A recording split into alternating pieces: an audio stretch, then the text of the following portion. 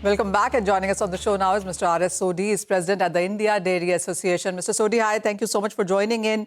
A very relevant subject that we're talking about right now is ghee and the GST on that. And I was reading a lot of reports which say that olive oil has 5%, but ghee has a GST of 12%, 15%, 12% on it. How are you tackling this issue and how are you representing it to the council? Yeah, Manisha ji, you're right. Unfortunately, all the imported edible oils, whether olive oil, have only 5%. But Indian farmers' produce of 80 million families is taxed at 12%. So, Indian dairy industry is basically trying to convince the council and the member that ghee is not a luxury product or butter. It is a farmer's produce, 100% pure, no other ingredients other than the milk. So any tax, if you tax it high, it impacts the farmer's income. And second, ghee in India is not consumed on the people who live in at Pedder Road and South Delhi, etc. It is consumed by everybody, whether you are a delivery boy, you are a security man, you are an auto rickshaw driver, or you are driving a Mercedes. So it's a basically staple food. So we are trying to convince that you are impacting the farmer's income, that you are impacting the small people consumption, and you are encouraging the imported edible oil so that people shift to there. So somehow, and also, you see, by taxing it more, a pure natural product, organized players are not able to promote it aggressively. Not only in India, abroad.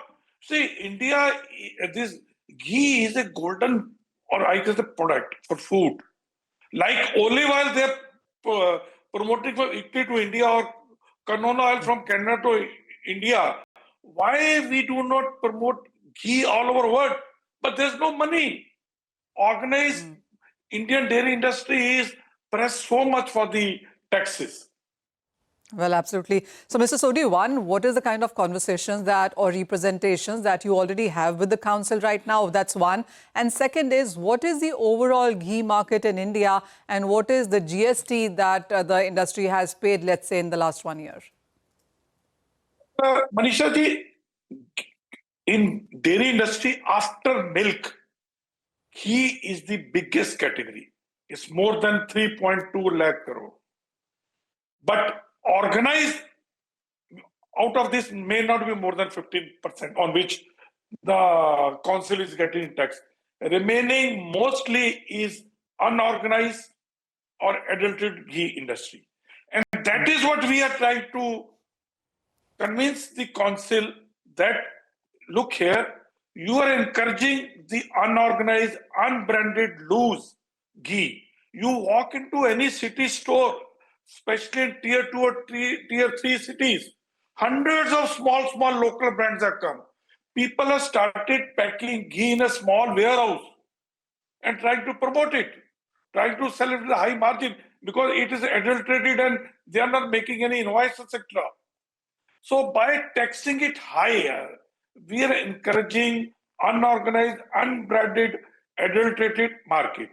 And let me also tell you, before this GST came, when VAT was there, in most of the consuming states, whether you take it Gujarat, you take it all the southern states, etc., ghee was taxed only 4 to 5%. Only after the GST coming, it has been taxed at a higher level just to fetch more GST from the organized sector. But overall, we are losing in the GST. So, as you said, while the conversations are on and hopefully the council will look at this as well, what is also your sense, since we have you with us, what kind of a growth rate have we seen when it comes to ghee consumption or the ghee market within India? Ghee is growing on volume basis around 8 to 9% per annum. And everybody has realized that ghee fat is best for human being. First is for the brain development cells. Second is for the skin. Third is for all the joints and also for the immunity. So now ghee is consumed by everybody. Everybody is like that dairy fat is good for human health. Oh, well, absolutely. So, Mr. Sodhi, as you said, there are representations made and expecting that a fair reform is what the industry can see within this. So, how are you pushing it? Where have the conversations landed until now? And what is your next step on this? Indian Dairy Association has made representation to GST Council. Okay. And we have also tried to convince the various state finance minister because they are the member of the council. And 3-4 GST Council meeting, it has been discussed.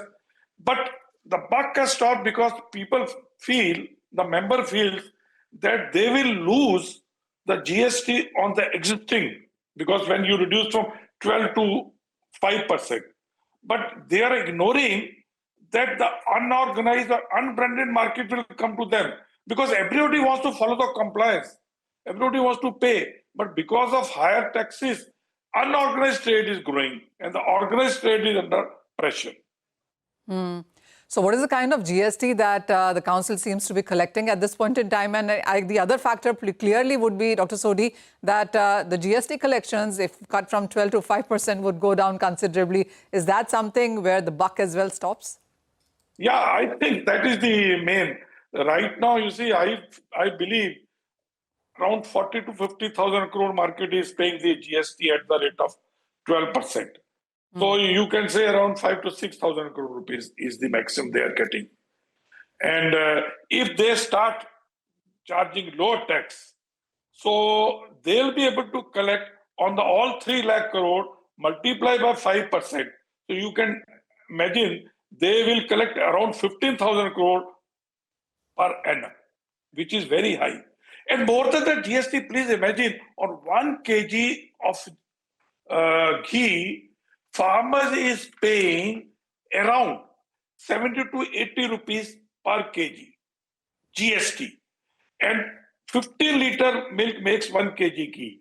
So if you reduce GST from 12% to 5%, that is 7%, you can increase farmer price of milk by 2 to 2.5 rupees.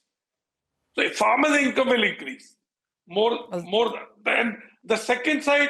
The government or the GST Council will able to collect more GST from the unorganized and unbranded markets.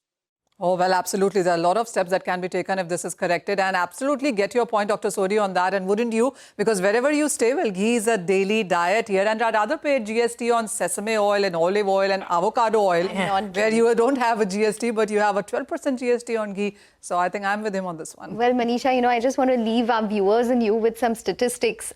India comprises of 70 to 80% of the ghee consumption in the world. Correct. We dominate it, and each person consumes around 2.8 kgs per year of ghee themselves. Wow. So that's the amount of ghee Indians eat. We dominate it. It's around... And we're paying 12% for what we're making at home. That's a bit expensive over there right now is what I'm feeling.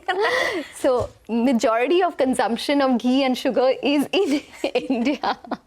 But in any case, those are some statistics for you. Mr. Sodhi as well as Manisha, thank you very much for taking us through that conversation on ghee. Very interesting and great time actually to be talking about it, just about lunchtime. But nonetheless, we need to take a short break. But as we do that, a reminder for our viewers, unlock a world of exclusivity, expertise and influence.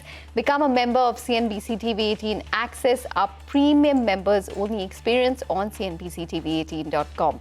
The membership includes access to CNBC-TV18's flagship events, interactions with our journalists along with curated studio tours, e-learning sessions and masterclasses and curated lifestyle benefits.